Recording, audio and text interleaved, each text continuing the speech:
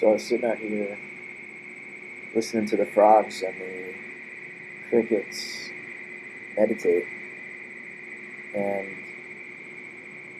I just was really just thinking about, how do you save the world? What does that mean? Because obviously the world needs saving, but at the same time, nothing is wrong. How can anything be wrong? Isn't it the fact that we think something is wrong, even when nothing is wrong? Isn't that what makes us? Isn't that the whole problem? We think something's wrong. In other words, we think something's wrong with human nature. We think it's our fault that we're fucking something up, and we're nervous that we're not capable of anything besides that we're just a fuck up, and we're a fuck up of a species, and everybody's apathetic. Everybody thinks it's a lost cause and that the war is already over, or they think we don't have enough soldiers, or we don't have enough money, or we're too idealistic, we smoke too much weed.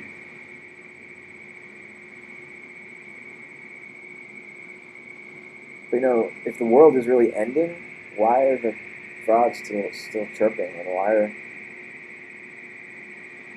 the clouds still raining on us? And I guess a lot of animals are going extinct. I think they're saying that this period in evolutionary history is considered a mass extinction because of all the species that are dying every year. I think 100 species a day. I gotta look that up. Hold on.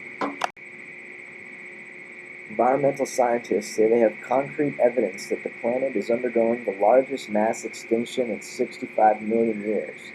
Leading environmental scientist Professor Norman Myers says Earth is experiencing its sixth extinction. Scientists forecast that up to 5 million species will be lost in this century. We are well into the opening phase of a mass extinction of species. There are about 10 million species on Earth. If we carry on as we are, we could lose half of all those 10 million species, Myers said. If we do not do more, Myers says, the planet will continue to lose around 50 species per day compared to the natural extinction rate of one species every 5 years. He projected this rate in the late 1980s to much criticism, but the figure is now widely accepted by scientists.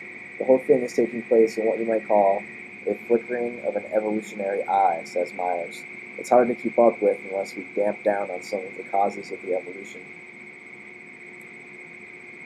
Wow.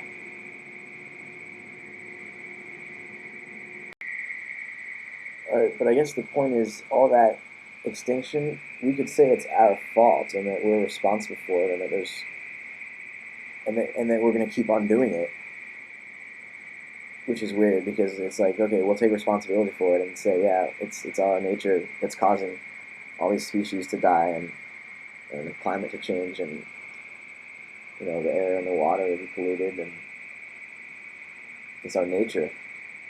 We're responsible for it, and yet we're not going to change it because we just declare that it's our fate, and we have no say in how we actually behave because it's just human nature. We're saying we're still too animal to be civilized. Or maybe civilization itself was probably just a big game to try to cage the animal, and it focused entirely on the animal, and it didn't pay enough attention to the spirit, because it was all, civilization's all based on fear, and the only pockets of hope are the enemies of authoritarian leaders of civilization. And I just thought, what if all of these YouTube videos are a confession to an alien race that's spying on us, or sort of hacking into our system and watching all our multimedia and learning about us. What would they think about what we're trying to do with YouTube? And that kind of a it's like a thought experiment, I guess. But it's also like an exercise in consciousness, because what you're really trying to do is be self-conscious.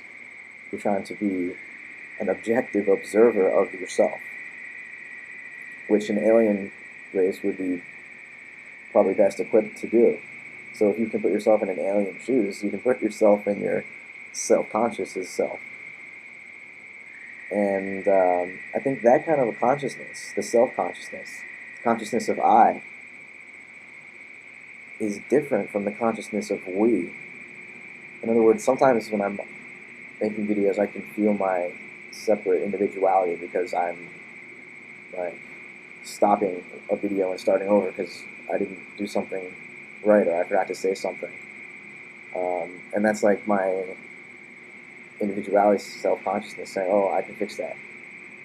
But then when I'm in the we consciousness, I don't have to stop it or edit it anymore. I just speak in a very uninhibited and open way. And I don't really care what I say. I just say what I say because I care what I say about. Or what I speak about.